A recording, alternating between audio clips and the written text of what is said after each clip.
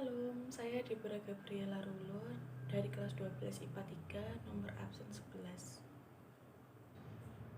Akan melakukan khotbah tentang keadilan Tuhan. Mari kita simak.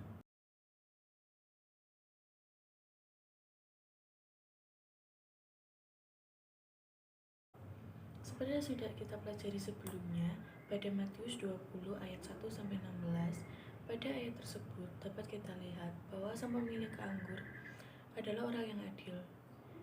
Ia memberi upah kepada semua pekerjanya dengan setara dan tidak membeda-bedakan sesuai dengan kesepakatan yang ia janjikan.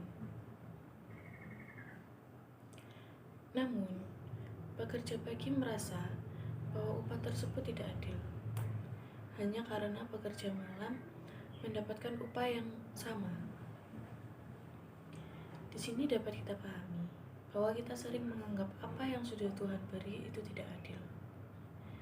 Kita selalu merasa kurang dan iri kepada orang lain, padahal Tuhan tidak pernah membeda-bedakan apa yang Ia beri kepada umatnya, baik yang kaya maupun yang miskin. Kita harus banyak bersyukur atas segala berkat yang Tuhan berikan. Tidak ada ketidakadilan bagi Tuhan.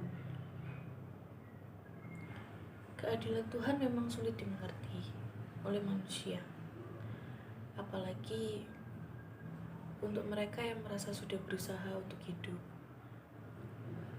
maupun hidup baik dan banyak menolong sesama manusia, tetapi ternyata kemudian mengalami musibah. Memang kalau dilanjutkan, ada juga yang bertanya mengapa mereka yang hidupnya baik dan banyak menolong sesama tidak akan memperoleh keselamatan tanpa melalui Yesus. Berarti Tuhan itu tidak adil, itu kata mereka. Kedatangan Yesus ke dunia pada hari Natal adalah sesuatu yang sungguh menakjubkan. Jika manusia mempunyai pikiran yang sehat, ia akan berpikir, mengapa Tuhan yang dikatakan Maha Adil itu perlu untuk menyusahkan diri datang ke dunia dan menderita untuk menyelamatkan manusia.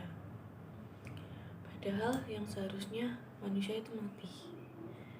Memang jika kita dengan sejujurnya mengharapkan keadilan Tuhan, kita tidak bisa mendapatkan kemungkinan untuk tetap hidup dalam kemakmurannya. Kenyataannya, bahwa Tuhan itu sangat mengasihi manusia dan juga Maha Adil ditunjukkan dengan kedatangannya Kristus ke dunia dengan kematiannya, yang kita tahu sudah memenuhi tuntutan keadilan ilahi. Mereka yang merasa Tuhan itu tidak adil seharusnya tidak mempunyai harapan masa depan. Mengapa? Karena jika Tuhan hanya Maha Adil dan tidak Maha Kasih, Ia tidak perlu memberi kesempatan bagi mereka yang percaya untuk membenarkan dalam Yesus Kristus. Satu hal yang perlu kita sadari, Tuhan yang Maha Adil dan Maha Kasih adalah juga Tuhan yang Maha Kuasa dan Maha Bijaksana.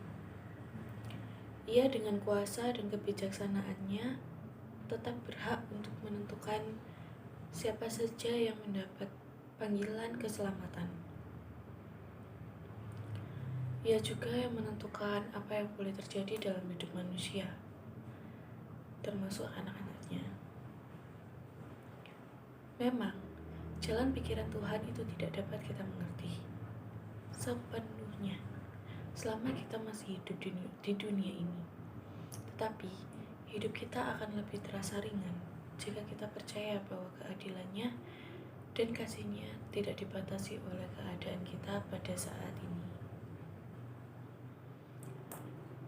Tuhan yang Maha Kuasa dan Maha Bijaksana pastilah bisa dan mau terus membimbing dan menguatkan kita hingga tiba saatnya kita berjumpa dengannya, dengan mukanya. Karena segala jalannya adil. Allah yang setia, dengan tiada kecurangan, adil dan benar Dia. Ayat tersebut terdapat pada Ulangan 32 ayat 4. Salah satu sifat Tuhan adalah adil. Yang dimaksud adil adalah bertindak benar sesuai standar kebenaran dan ketetapan hukum yang berlaku. Tuhan itu adil, artinya Ia akan selalu berlaku benar sesuai prinsip kebenarannya. Keadilan Tuhan adalah sempurna, utuh, dan tidak bercatat celah. Artinya, semua yang Tuhan rencanakan, Tuhan putuskan, dan Tuhan kerjakan selalu berada pada koridor keadilan. Perbuatan tangannya ialah kebenaran dan keadilan. Segala titanya teguh, kokoh untuk seterusnya dan selama-lamanya. Dilakukan dalam kebenaran dan kejujuran.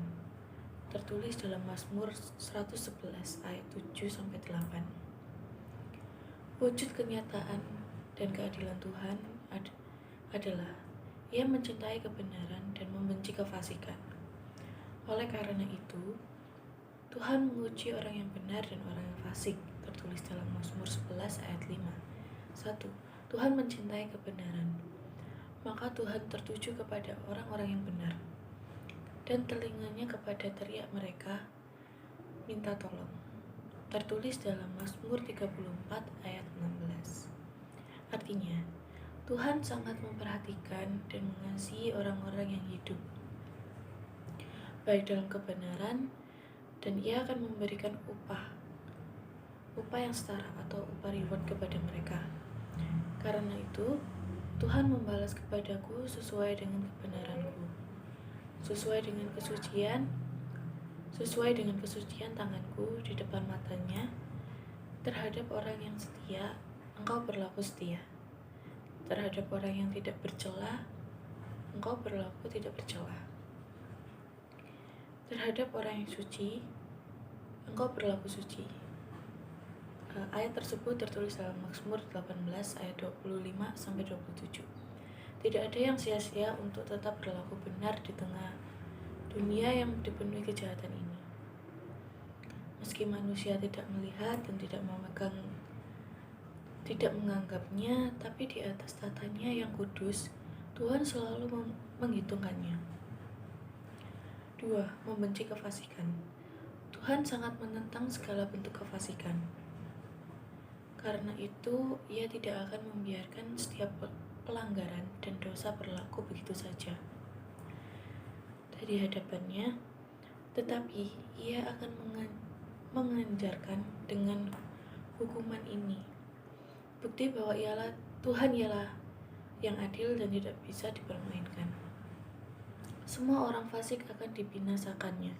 Tertulis dalam Mazmur 145 ayat 20.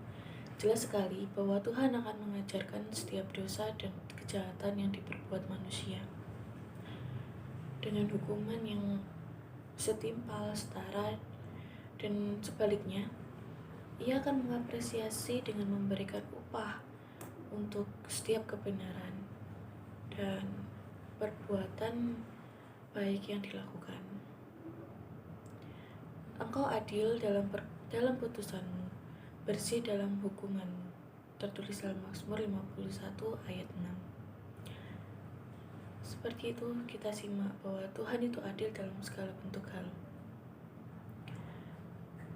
Di sini kita dapat mengetahui apa yang telah kita pelajari. Tuhan selalu adil kepada seluruh umatnya. Tuhan tidak pernah pandang bulu dari kaya maupun miskin. Tuhan akan selalu berbuat adil kepada umat-umatnya. Jadi kita harus selalu bersyukur atas segala kehidupan kita, atas segala berkat dan karunia yang sudah Tuhan berikan kepada kita. Tuhan sungguh sangat baik.